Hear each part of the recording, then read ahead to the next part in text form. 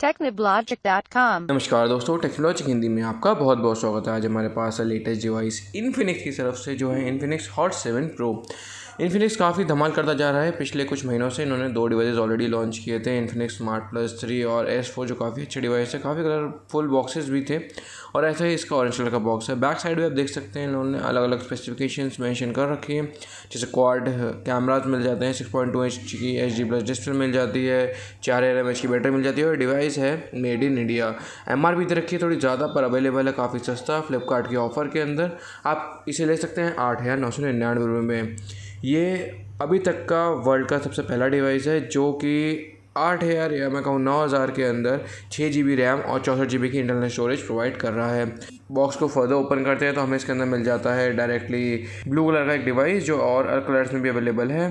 और बॉक्स को further open करते हैं तो मिल जाता है हमें एक micro USB to USB cable, जो वाइट कलर की केबल है और काफ़ी अच्छी क्वालिटी में लगती है।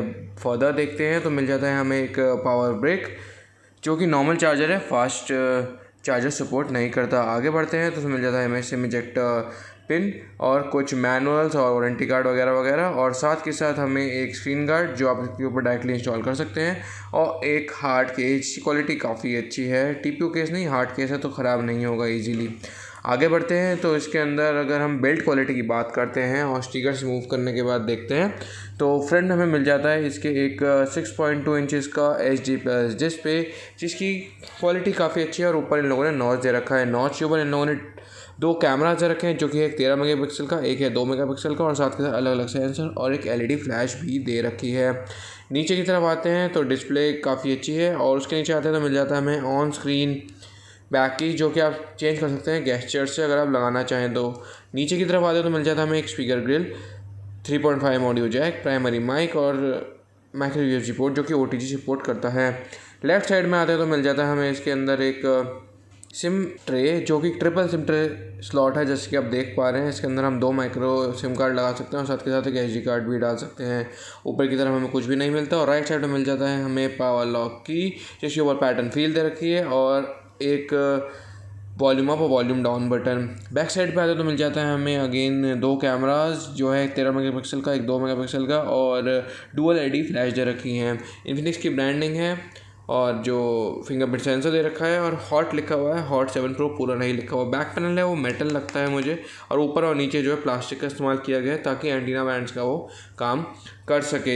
ये इसका बिल्ड पार्ट कंप्लीट हो जाता है बिल्ड के अंदर, और ज़्यादा कुछ नहीं इसके अंदर एक्सप्लेन करने के लिए। इसका UI हमें मिल जाता है XOS 5.0, जो काफ़ी अच्छा है। ऐसा लगता है जैसे कि आईफोन के स्क्रीन ये लोग यूज़ कर रहे हैं। काफ़ी ज़्यादा ब्लॉटवेयर इन लोगों ने दे रखा है, पर आप ब्लॉटवेयर को अनइंस्टॉल कर सकते हैं। इसके अंदर इन लोगों ने प्रोसेसर दे रखा है Helio P22, और साथ के साथ 6 GB की रैम, 64 GB की इंटरनल स्टोरेज, और साथ के साथ इसके अंदर माइक्रो SD कार्ड 128 GB तक लगा सकते हैं।